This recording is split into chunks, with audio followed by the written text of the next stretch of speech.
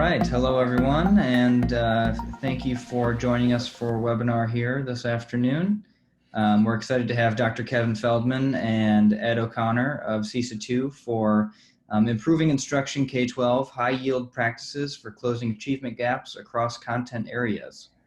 So we're hoping that you find this webinar super valuable. We have a chat box if you have any questions on the lower right-hand corner here. So if at any time you are wondering about something or would like something to be expanded upon, just go ahead and throw your question in there. There's also a link to additional materials and resources in way of a Google Drive. So feel free to access that at any point. I think with that, we can go ahead and get started. I'll leave it to Ed O'Connor. All right, thank you, Mitchell. Yeah, as Mitchell said, there is a link to some of the materials in the chat box. So hopefully if you navigate to that link, you'll see a few folders. The one folder that you might want to connect with if you're looking for following along on the PowerPoint is the folder that's titled Webinar Content. And you can go ahead and open up the PowerPoint in there. Dr. Feldman will be presenting on the screen and clicking through, but that PowerPoint, you could print it out if you wanted to take a note on it or whatever. I know sometimes people like that. Just briefly here, as Mitchell said, I am Ed O'Connor. I am the Senior Director of the Data and Systems Analysis Center at CESA 2. And we're thrilled, honestly thrilled to have Dr. Feldman with us again for a fourth year to do this amazing training and to provide this learning opportunity for our CESA 2 district teams that are interested in diving in and learning practical strategies for improving instruction and promoting a culture of public practice. And you'll kind of get to know a little bit about that terminology as we go along.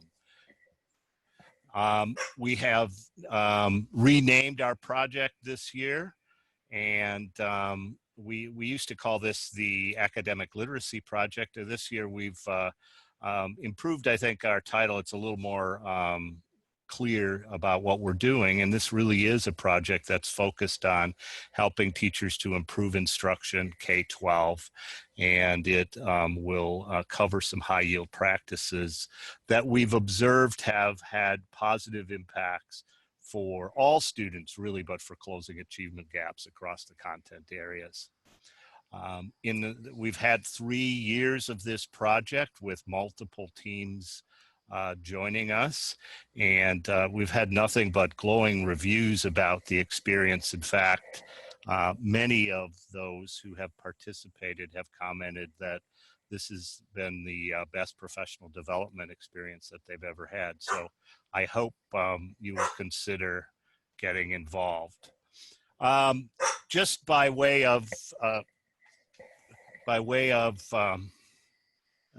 overview here today, you're just going to get a high-level overview, and you get some information that's going to tell you about the content that's covered, the various learning formats, commitments that are required, and at the end I'll take a few minutes to just share some information about how you might sign up. So before I turn it over to Dr. Feldman, let me just share briefly. I have known Kevin for nearly 20 years, Kevin. Actually, I kind of counted it since I met you in Oregon with Anita Archer. A lot of time has passed. A lot of water is under the bridge. I've continued to be awed and amazed and by the work, and had the pleasure of working collaboratively with Kevin on many occasions. Certainly Kevin has a long list of accomplishments and credentials that you can look up, so I'm not going to talk about that, but let me just say that in addition to being a highly engaging speaker and a spectacular teacher who has worked across the nation and internationally, Kevin is one of those rare birds who's able to translate research into practice and to create practical and doable procedures that teachers can learn to use and can actually apply after this experience and to improve their teaching. So the other thing I just want to mention is that as part of the project, you will learn a model of professional development and learning that's very respectful and recognizes the substantial challenge that teachers face.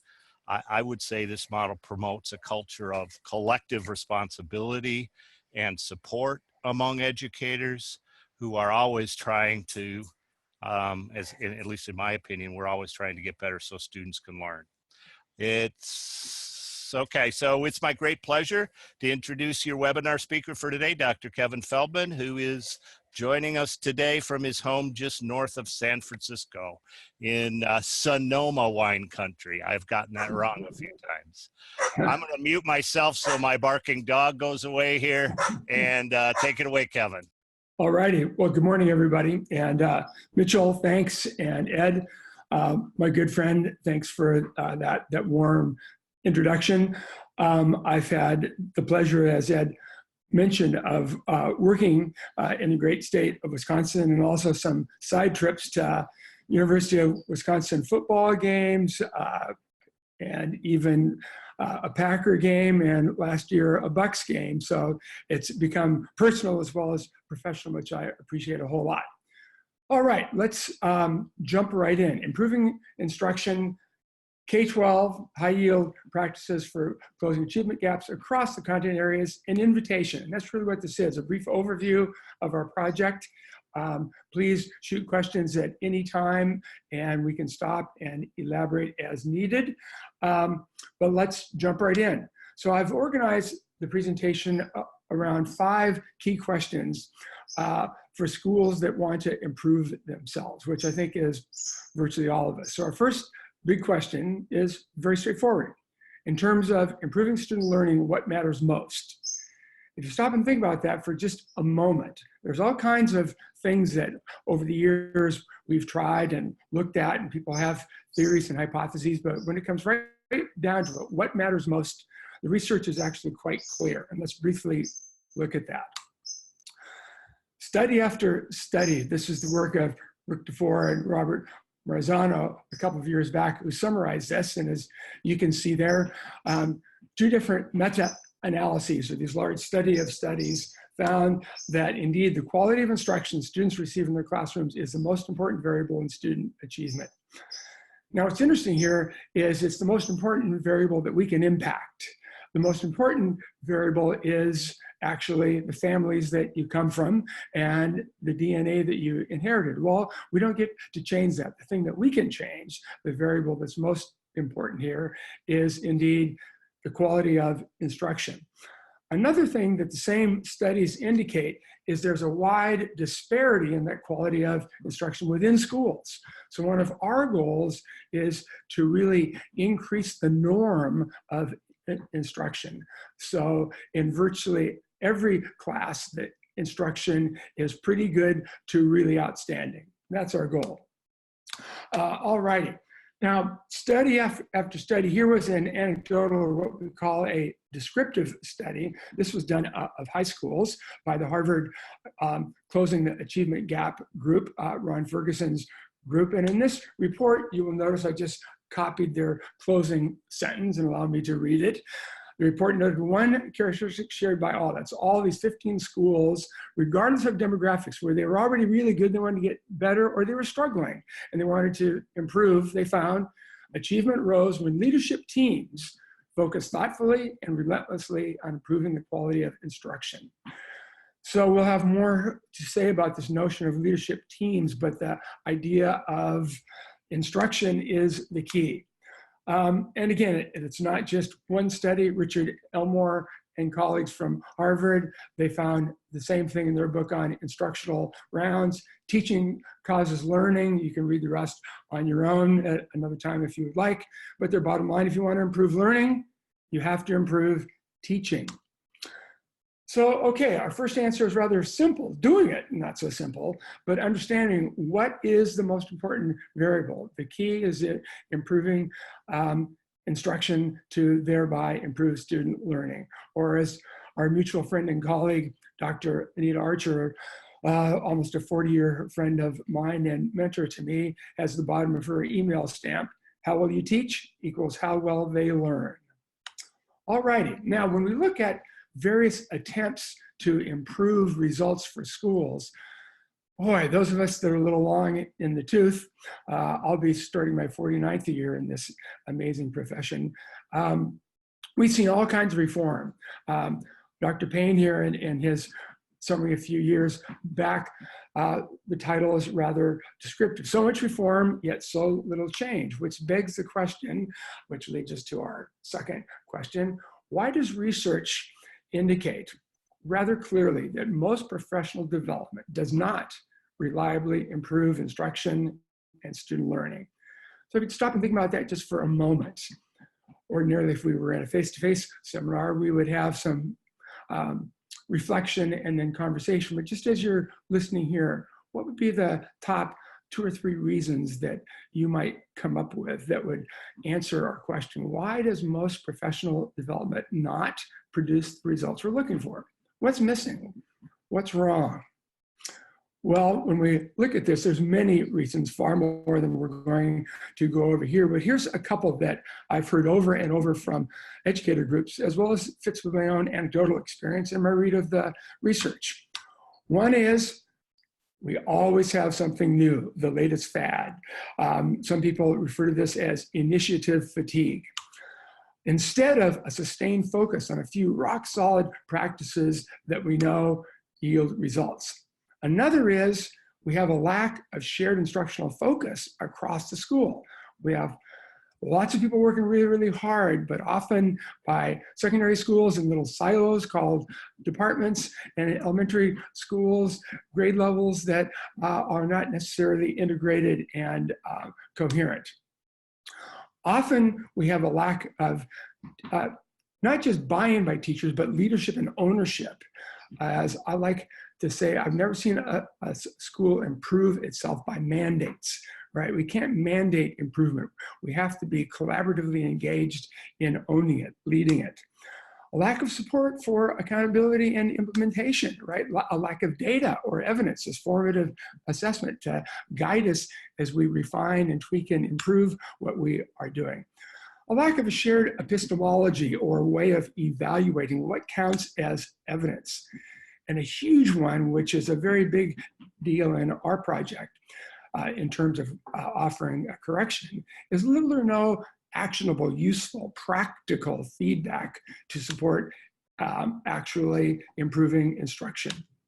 So, solutions. While there's simply no one solution, this project offers a direct response to these challenges, what we're calling this high yield or evidence-based instructional strategies, which would be the what are we focusing on, and the how that Ed mentioned is public practice. And what we mean by that are multiple strategies for involving everybody in the building in actively participating in this improvement process. We do this by observing one another in various formats, which we'll explain in a bit, and by harnessing the power rather of an implementation team driven by teachers.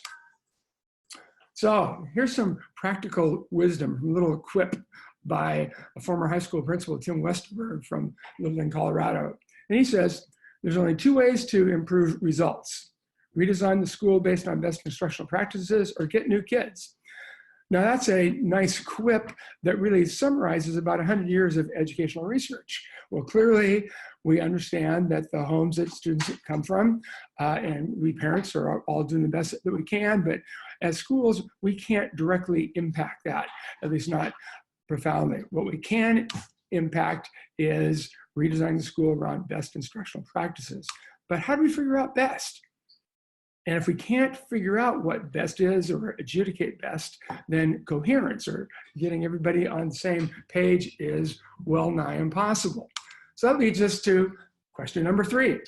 How do we identify a limited number of high yield, evidence-based or best practices that research and practice has found to reliably improve teaching and learning across grades and content areas: math, science, history, language arts, from kindergarten through high school? Mike Schmoker, former high school English teacher and educational consultant, sums this up well in a recent article responding to evidence showing that most professional development does not work.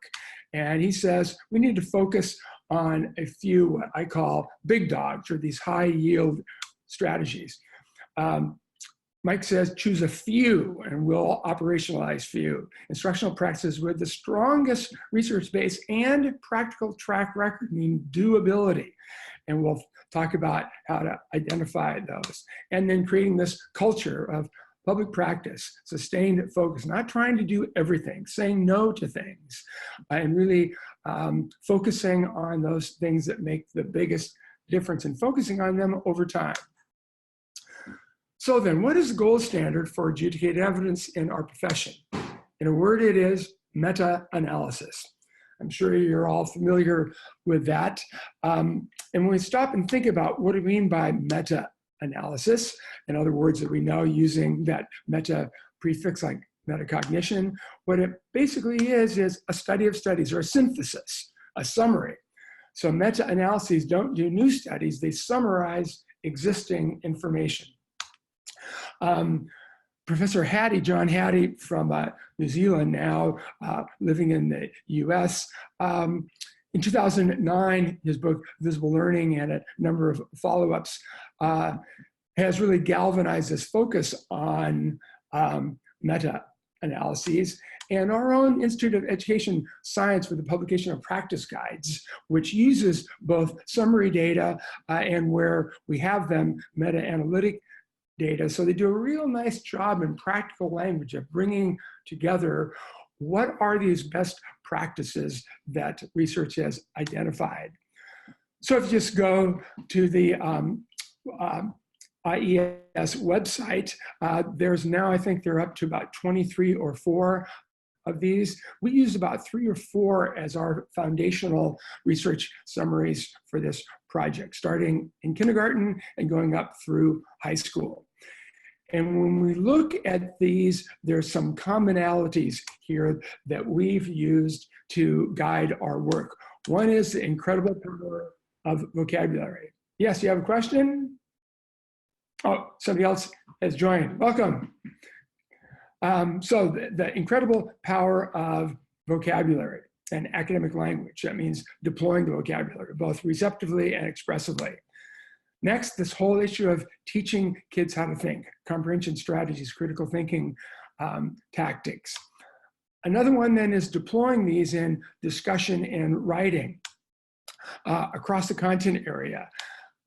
Another one is the personal social one, this motivation and engagement, the behavioral component. And then lastly, having tiers or layers of support, which we call RTI, response to instruction or improvement, or this MTSS, multi-tier systems of support, which I know is very important in the state of Wisconsin and across the country. So when we look at this and put it together, let's focus on a few of what I call big dogs that we're relentlessly focused, where there's clarity from site and district administration, from the leadership team, primarily made up of teachers, more to say on that in a bit, clarity from the district office, these clear instructional norms, right, or high yield strategies that we relentlessly focus on that influences all of our work, right, in professional development, in professional learning communities. Instruction is the focus. And we resist adding new projects. We stay the course. So it's interesting to ask educators how instructionally coherent or focused their school is, their grade level, their department. What I find across the country is that most schools, when they stop and reflect on this, the answer is scattershot. We're all over, and it's continually changing. In this project, we work really, really hard at keeping that focus and really elaborating it, developing it, digging deeper. So we've deduced 3 families. So these aren't 3 strategies. There's really endless strategies. And we don't limit people in any way. We say use your creativity and explore anything that makes sense to you instructionally. But we find these families or focus areas that have rock solid research that cross the disciplines and across the grade levels. One is what we call productive engagement. We define that as visible participation. As I like to say, no credit for respiration or pulse, right? It's not just being there, it's you have to be involved in saying and speaking and writing and otherwise doing the work of learning. One example we'll briefly look at is precision partnering, not just think, pair, share, but really precisely structuring partner and group work so every single kid is productively engaged. The other next domain is the whole area of vocabulary and knowledge building, building concepts, terms, algorithms, schema, and so forth. And academic language, both spoken and written, receptive and expressive, in other words, to deploy that knowledge. And then lastly, teaching students how to improve their cognition, their thinking, both in the domains identifying, gathering of various forms of deeper processing, making sense, comparing, analyzing, interpreting, and then utilizing, applying, creating, transfer, generalization. So these are very open-ended. So what we do is provide teachers with a toolkit of key strategies, many of which they will already know or have some sense of, that they're often just refining, and sometimes they are brand new. So what is CESA 2's project that we used to call, as Ed indicated, the academic literacy project, but this high yield instructional strategies project that help us to narrow and close gaps in learning. Some of the components: one, this focus on these 3 domains that we briefly talked about that have rock solid research and are practical. Another one is job embedded professional development. So professional development isn't just going to seminars. In fact, we only have one time where we meet all day in seminar 1 in a traditional format. All the other days are hosted at schools, and we spend at least half of the day in classrooms. So this notion of job embedded professional development, where we're actually doing the work together. Public practice, there's a handout on this in the archives there that Ed's created for you that I would urge you to have a look at. But by public practice, we literally mean that opening the classroom doors with rigor and respect, not personnel evaluation, right? This has nothing to do with evaluation. It has everything to do with feedback that's useful, right? And it involves teachers in giving and receiving actionable feedback, both within the school and across school. And sometimes virtually, having virtual learning walks using technology. And again, not a personnel evaluation. And this whole idea of developing and nurturing an implementation team driven by teachers that help to guide and really provide the ongoing support and problem solving to make the project work. So this culture of valuing feedback. Feedback and data are our friends. They are our assets. So enough about me describing. I think what's most powerful is let's hear from somebody from Wisconsin who's actually been a part of this project for the last couple of years. I'd like to introduce you to Brian, and he will introduce himself and the Monroe Middle School. So Brian, take it away. Hello, my name is Brian Dame. I am the principal of Monroe Middle School. Go Cheesemakers. I want to talk to you about our school's participation with CESA 2 and Dr. Kevin Feldman in the academic literacy project, and specifically the instructional strategies that have been used, the methods for obtaining fidelity, for really driving peer feedback, non-evaluative peer feedback. That's important to note. So a little bit about us. We are a school of 580 students, 6th, 7th, and 8th grade. We have grown our DPI report card score from meets expectations to exceeds. Over the last 2 years, we've been in the top 15% of middle schools for the state of Wisconsin for academic growth on the forward, ELA and math. In our PLC journey, one of the big needs that we've had and has very much been answered by our participation in the Feldman cohort is getting teachers higher engagement, higher rigor driving instructional strategies that they can expand, that we can generalize across the curriculum, and that we can use holistically to improve teaching in our building. When I first took 2 of our teachers to the introductory session with Dr. Feldman, probably in about 5 minutes, they both turned to me and said, "Brian, we need to do this." So subsequently, we have signed up. And as I said, we've been in 2 different cohorts. The ways in which we are using the model specifically are we have quarterly summits, and at those summits, we have peer visits to classrooms. So we've identified 3 specific instructional strategies, annotation, choral response, and precision partnering that have been the focus of our work. So we use those peer visits and the feedback tool that Dr. Feldman provides in the practice that the cohort members have gotten in giving good feedback, in using this model so that it's very purposeful and assistive to our teachers.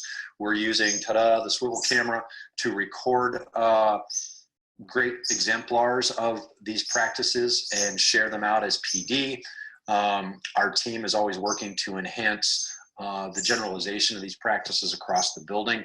I can't say enough about what it's meant for our building to have this contact, and not in just a one-off, but in a supported cohort model, so that we are getting frequent opportunities to practice, frequent opportunities to practice feedback in a non-evaluative manner. And it's really grown the comfort level with teachers in opening their classrooms up and getting and giving feedback, not to please the principal, but to grow practice. I can't say enough about it.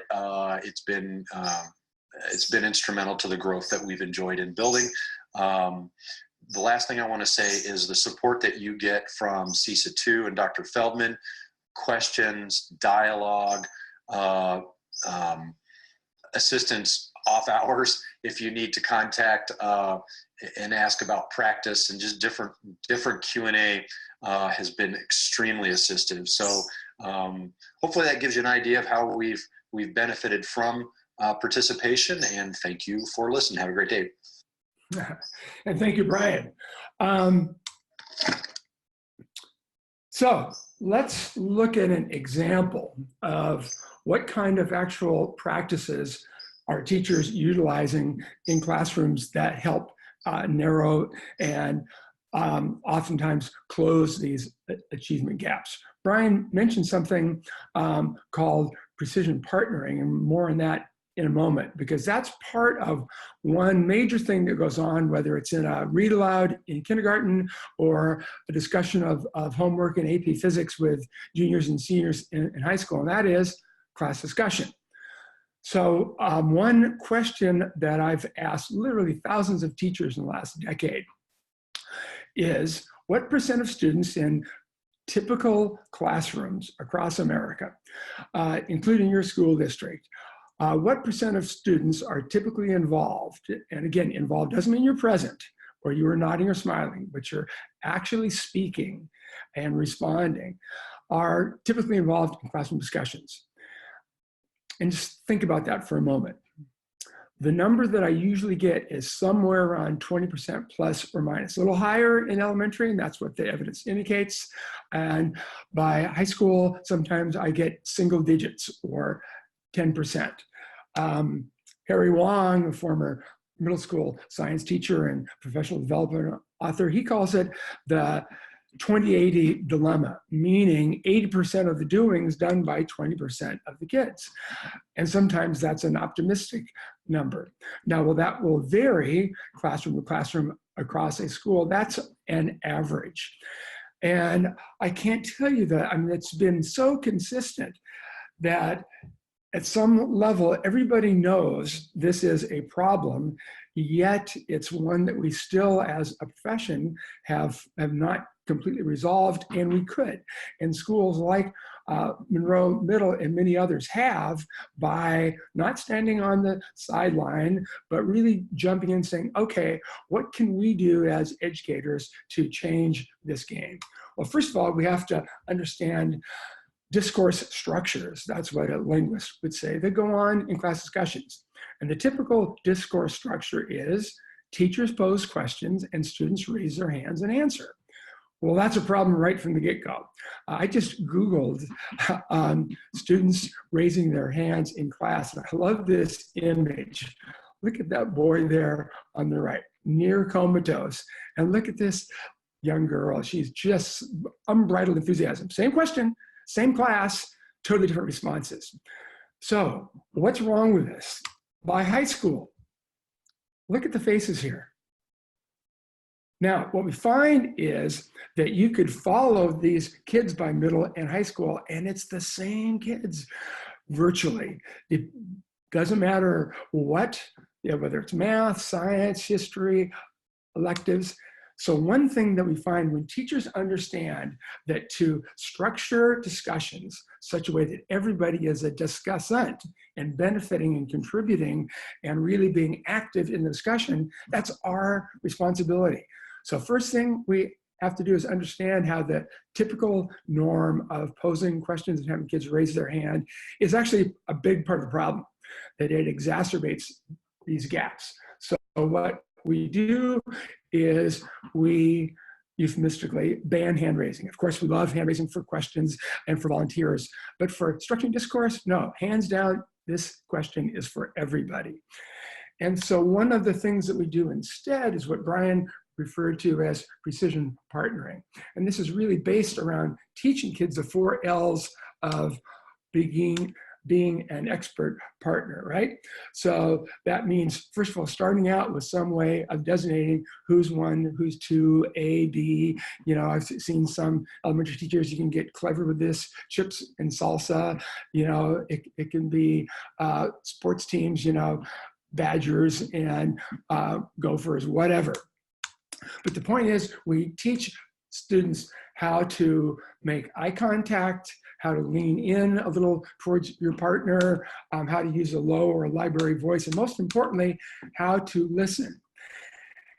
And when you stop and think about this, it's interesting that really we've not taught listening. If you look at the Common Core State Standards and look even going down as young as 2nd grade, the standards are incredibly challenging. I think they're great, by the way, the standards for speaking and listening, but reaching them is no small task. And so one area is this issue of not just telling kids to be active listeners, but giving them a listening job. And by a job, I mean some role that allows them to respond. So they might have to listen to agree or disagree with the reason. They might listen to have to paraphrase. They might listen to have to build on or expand or elaborate and so forth. And when we start doing this across content areas, it is remarkable what happens. So let's look at one elementary example. We're going to look at a 5th grade classroom in a moment. So here we're using a model that is actually derived from School 21 in London, England, and that website at Edutopia. If you just Google School 21, you can find out more about them. They call this their oracy model. I've not heard that word oracy before, but obviously coming from oral, where they really prize speaking and listening as important as reading and writing. And so they have various roles both that get after the cognition, right, like clarifier, summarizer, challenger, but also roles like instigator, prober, builder.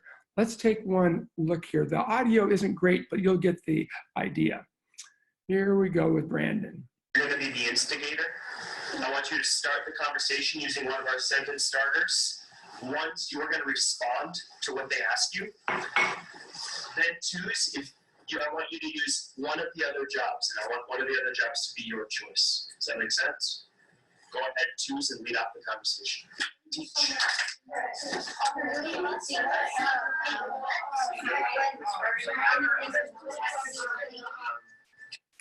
And it goes on, and it's a wonderful discussion. They go from pairs into a whole group, and then back into groups of four. But the key idea here is the teacher is structuring it.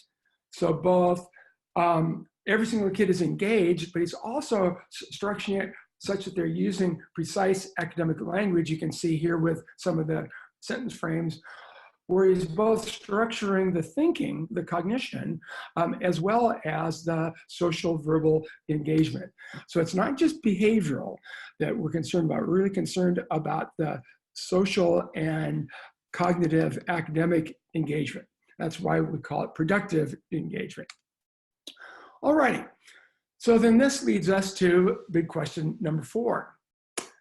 How do we harness the power of collaboration? We hear so much about collaboration, it sounds great, but how do we really harness the power of collaboration? What we found, and actually folks have found this in other domains in medicine and business, that harnessing the power of a leadership team to drive whatever your effort is, in our case in schools, to drive instructional improvement at the building level is a major key. So this notion of building a team that cuts across the grade levels and the content areas at our school. And we find in something called implementation science that this is an incredibly powerful component of not just training, or what we call letting it happen, right? Where we get some growth, but not much, to really making it happen, being intentional, being purposeful. The outcomes are nothing short of dramatic. And Ed, I'd like you to jump in here, if you would mind a brief comment. You've been studying implementation science and the power of teams and developing systems. And I know that's near and dear to your heart, and how this project is one form of that. Would you mind elaborating that a bit, my friend? Sure. So as Kevin is describing and is shown here on the screen and in the previous set of slides, the project really takes advantage of and builds upon the knowledge that has been generated by these folks who have tried to understand why is it that we really know some really pretty compelling things about what kinds of instruction is effective and that we should be doing, and still we aren't able to necessarily deploy and to consistently see those kinds of practices occurring in the classroom. And so Kevin's described this circumstance around student engagement, but in the project we talk about several other key instructional strategies and focus on the kinds of student outcomes in terms of either engagement or thinking that we're looking for and trying to create. So what we found, and what the folks have tried to understand this research to practice gap, if you will, have recognized that there are some very specific and definable components that seem to exist when there are conditions that are supportive of changing practice and improving practice. And so this group has taken that research, and the group is the National Implementation Research Network, or NERN, and actually you can either look up NERN and connect to their site. I think there's a nern.org, or at the AI Active Implementation Hub, they have a number of resources that would help you to, and that we have used to drive and build this kind of implementation knowledge into the project. So that's it's certainly an emerging and I think really important research literature. But from a practical standpoint, I think what we've done and what Dr. Feldman does within the project is helps to both understand what are the big dogs, as he likes to call them, the effective practices, but then adds to that the methodology and conditions under which that need to exist in order for teachers to be able to do those things. So recognizing that we have to have clear supports in terms of training and practice and coaching and feedback for teachers. And we have to have systems that remove obstacles and create conditions under which this work can be the focus. And you heard Brian at Monroe talk about they have focused on 3 things. So a big foundation for this implementation work is the idea that we have to have 3 things. We have to have effective practice. We have to have supportive and deliberate implementation routines, and we have to have enabling context or systems that support a focus and provide sufficient resource and permission to do these things. So, Kevin, hopefully that Yeah, context. thanks, Ed. So this notion of a leadership team, right? What we recommend is that they're made up of strong, effective teachers that also have street cred with their peers, that are risk takers, that are inquisitive, action researchers, problem solvers, solution finders, and that they represent the, if it's high school, the major content areas, including Phy-Ed and electives. If it's elementary, that it would include primary, intermediate, upper grade, as well as specialties. And that, among other things, what they don't do is go around and tell people what to do.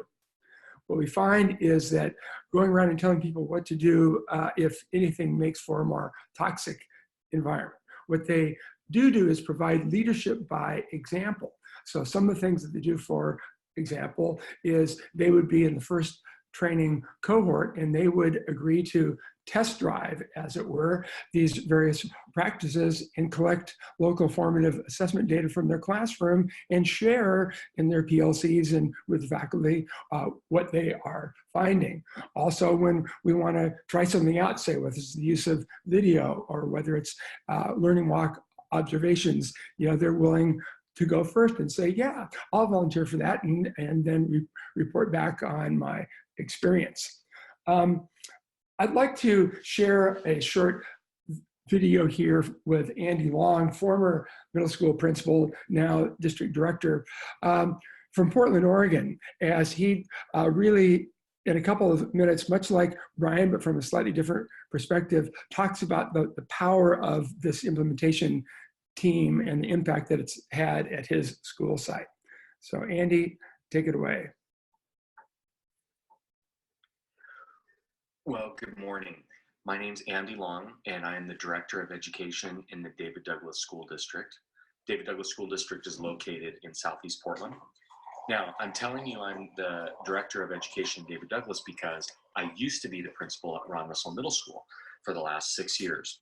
So, Dr. Feldman, when I saw you 6 years ago, our school was in school improvement, and I came to you at this conference in Eugene, the assessment conference, and was inspired by your workshop and asked you, begged you, can you please tell me what this magic bullet is? What can I do with the school and school improvement to help get them out and have a school where kids thrive academically and the community is proud? And your answer, I still vividly remember, is that you need to find a team and that focuses on instruction, and take that team and go from there and create a culture in your building where instruction is the main priority. And so at Ron Russell, we did that. And we needed a team of teachers that believed all kids could learn. We needed a team that believed that instruction truly drives the success of the school. Effective instruction, because there's all different kinds, as you know. But it's a journey that we took based on the feedback from Dr. Feldman, and it's a journey that has created a culture, a feeling, a style at Ron Russell Middle School that has truly transformed our school. We have been a level 5 in growth in Oregon, for the last few years, and we really hang our hat on growth. Now, we have a ways to go with achievement, but the growth is really what we pride ourselves on. How have we done it? Well, these folks are going to tell you a little bit about it today, but we have focused on 3 evidence-based, what we call big dogs. This was the advice from Dr. Feldman. We talk about our big dogs are increasing academic language in the classroom, having clear learning targets, and also engaging students. We wanted 3 focuses that nobody could argue about, that everyone could do in the school, whether you teach language arts, social studies, an elective, math, science, doesn't matter. Everyone can focus on this for our kids and have consistent expectations. We have had those same expectations and big dogs for the last 5 years. We are very proud of the work that we've done, and we are very proud of the consistency that we've had. And so I think today I'm excited because all the administrators in the room know that truly the teachers are going to determine quality at your school. You know that the stronger the teacher, the belief that the teacher has, the better your school will be. So you are in for a great day, and probably already have been with Dr. Feldman, because I know 6 years ago, I was in that same spot and still look at my notes from that time. Thank you, Andy. So when we look here, once again, slightly different spin. Every school interprets it in a way that fits with their needs. You can see Ron Russell's big dogs there. 3 of them have to do with instructional practice, and then this whole notion of an implementation team, which Andy talked about, this instructional coherence and public practice. I've put an elaboration of this in the additional materials. You can take a look. It's a really good example of what does coherence without making a straitjacket. So we're not scripting teachers. It's not a straitjacket, but it is clear coherence of important shared practices that make a huge difference in student achievement. And that's exactly what the data indicate.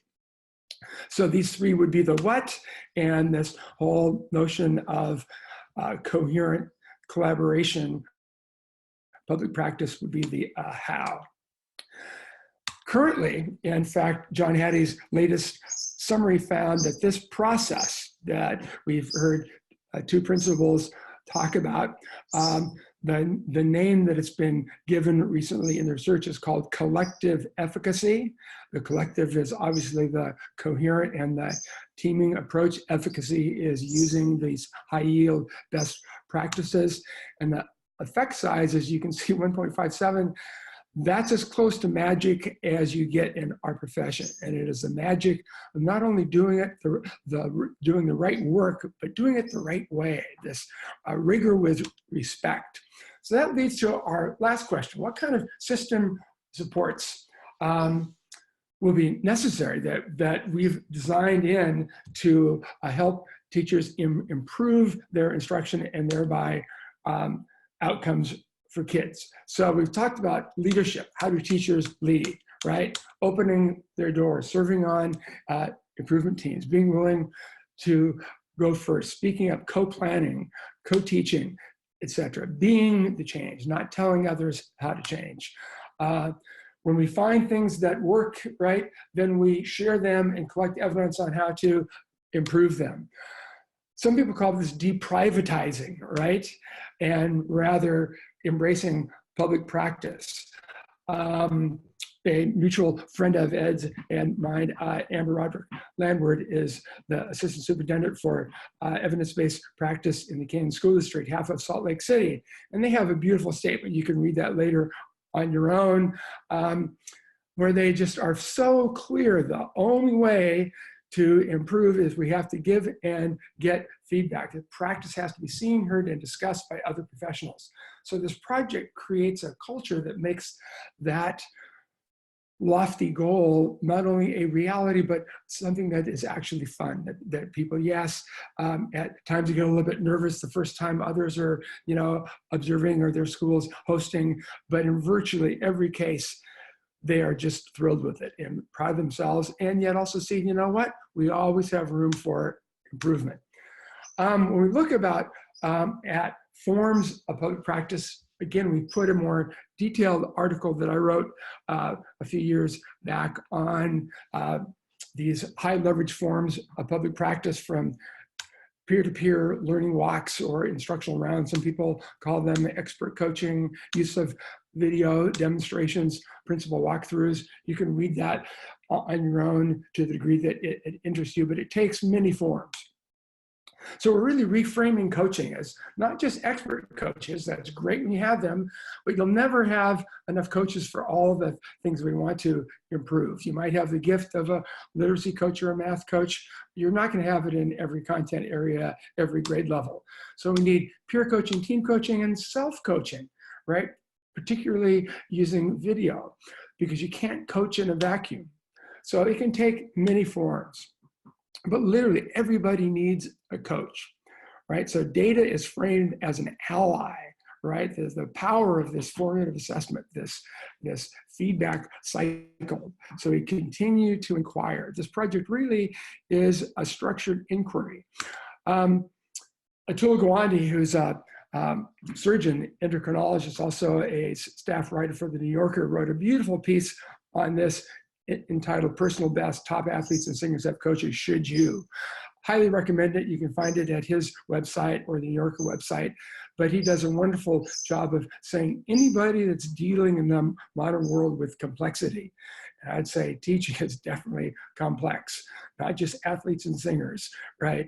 All of us engaged in this work need coaches, and creating these systems where we build that in for one another is part of what this project is all about. And the ongoing evidence around coaching and its causal link to improved outcomes continues to mount. So public practice, right? So we take down these metaphorical Berlin walls, where so many teachers other than student teaching say they never have seen, or they certainly don't regularly observe one another teach. It's much like what happens with physicians, what they call scrubbing in together to learn new practices, right? In these learning walks, we have this agreed upon instructional focus. We have teams that are both teachers and administrators, and if you have them, expert coaches. It usually takes about 15 to 20 minutes, and we have various observational tools which we build over time, which we'll also put in the folder for you to take a look at. And we debrief immediately in the hall, usually 5 to 10 minutes, right? Starting with affirmations of things that appeared effective and why, and then questions, wonderings, and suggestions. And the questions are to be raised, not answered. We discuss them later when we have more than 5 minutes.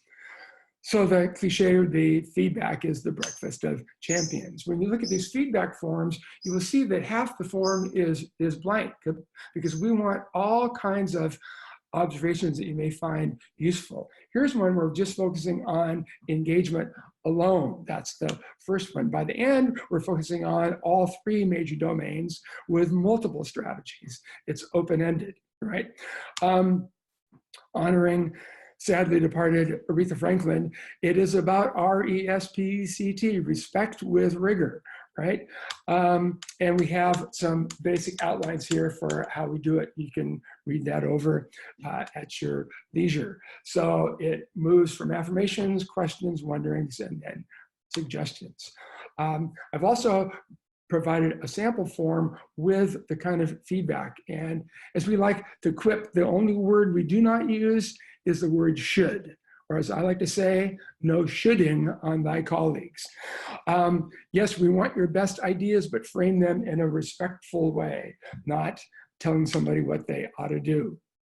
So what's this project all about then?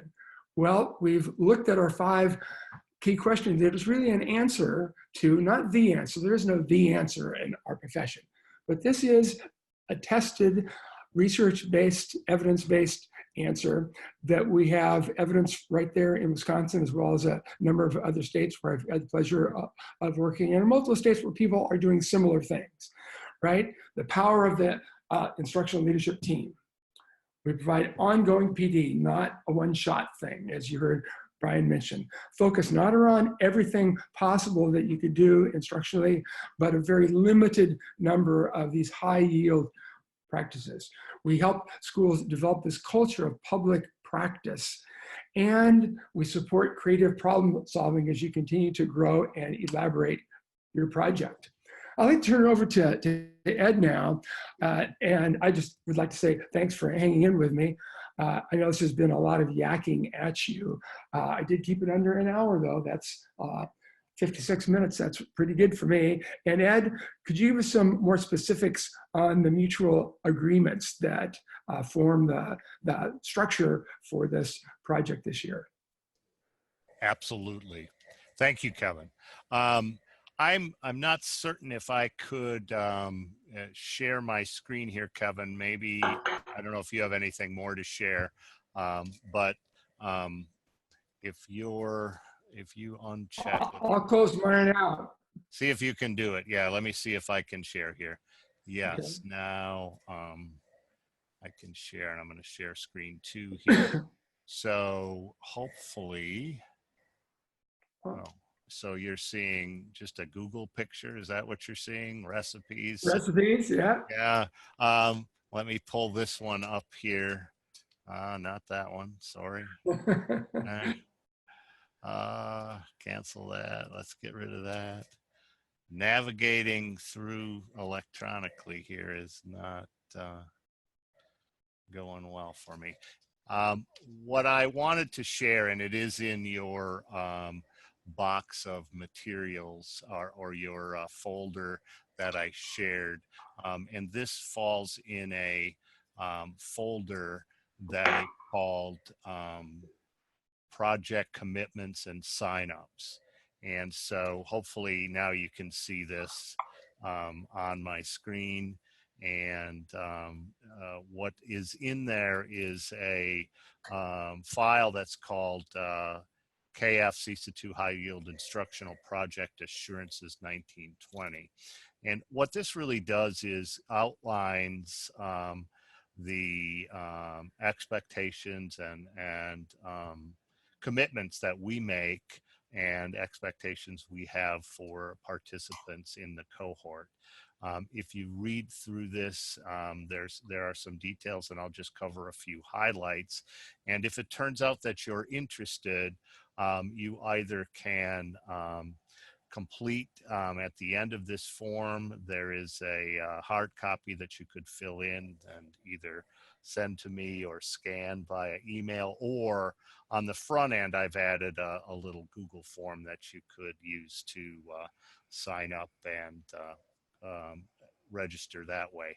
But let me just do a couple of things to make sure that I've shared some of the expectations. So in terms of participants, the participants are teams in this cohort, and we're usually, and we define teams as 6 to 10 folks, including and required is having a building administrator to participate. We've learned, and Dr. Feldman has certainly learned across this work, that having administrative involvement in this makes it much more likely that we'll be able to get some traction and have access to change some of the structural things potentially that need to change in order to do this work. So we require a building administrator, and then people bring teachers, general ed teachers, special ed teachers, reading specialists, instructional coaches, and so forth. We recommend that you think about having separate teams if you have an elementary level building or a middle school or a high school, but certainly some have done some combining across those individual groups. And then just in terms of what's expected for the participants, there we do an overview for administrator training and for staff that might not be engaged in the project throughout all the sessions, maybe central office leaders or others that need to know about the project so they can support it in your system. So we need commitment that you'll send a group to that. That you'll establish some building leadership teams and participate in the training that includes the learning walks and being both giving and providing feedback, and when your school would be up for hosting, that your teachers would be allowing the teams, learning walk teams, to come into their classrooms and provide some feedback. All in all, we have 5 training sessions, and then there's the additional training session at the beginning for the overview for administrators and everybody who's anybody who needs to provide support for the plan. We coordinate the training, coordinate the school setup and materials. Dr. Feldman provides the on-site training and the materials. He's been very generous in being available for follow-up contact as needed, and will provide both demonstrations and support and feedback as we're going through and learning the strategies and practicing. The other thing that CESA 2 provides is for each district or each team, we provide 2 half days, and we can divide that up however it makes sense, of on-the-ground coaching to support implementation between sessions. And so one of our instructional coaches, Diane Jensen, and we'll have a couple other folks involved this year, will be available to come in and troubleshoot and problem solve on the ground with the teachers in your project as they're thinking about how to accomplish the implementation and how to structure their work so that they're moving forward towards the goals. We don't have specific dates yet, but generally the schedule is we get started in September. We'll have a couple of meetings, the administrator and first session around student motivation and engagement. We usually have those at CESA 2, and then we go out for the remaining 4 sessions into schools. They usually break out as sort of October, January, February, March. That can change slightly depending on schedules, but that's kind of how it goes. You can see the topics. And the cost, the cost for the training is included here for all the sessions. For a team of up to 6, it's $6,000, and everything there is included. If you have a few additional team members, up to 4, we have kind of a reduced rate for adding them. Districts manage their own substitutes, and lunch and travel costs are not a part of those fees, but that's the general structure. If you're interested, again, the last page of this is really an application and a statement of interest. You're not obliged to participate, but if you're interested and you're able to identify at least a team content and a building administrator, share with me your district and school name. I will get you on the list of those interested and follow up based on availability to let you know, and to inquire if you're ready to sign a contract to participate. We do have 3 or 4 teams already signed up from previous districts. So we have 3 or 4 team slots open. And what I will do is keep track of the registrations in terms of the order that I receive them. And we'll let you know probably certainly by the second week in August, hopefully before that, sometime in July.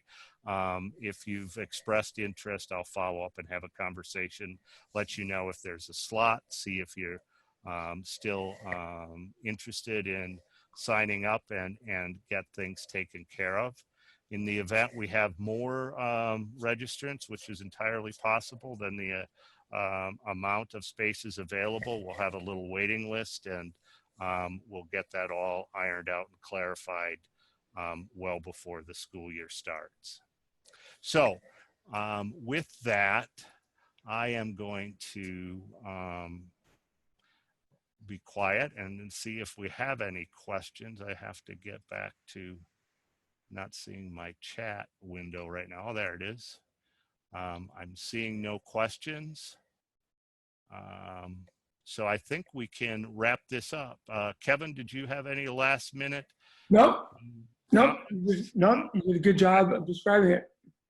Mitchell, anything from your end? Mitchell is our sort of project support and technology wizard. Anything else? Nothing from me, as long as nobody has any other questions. Thanks for joining us.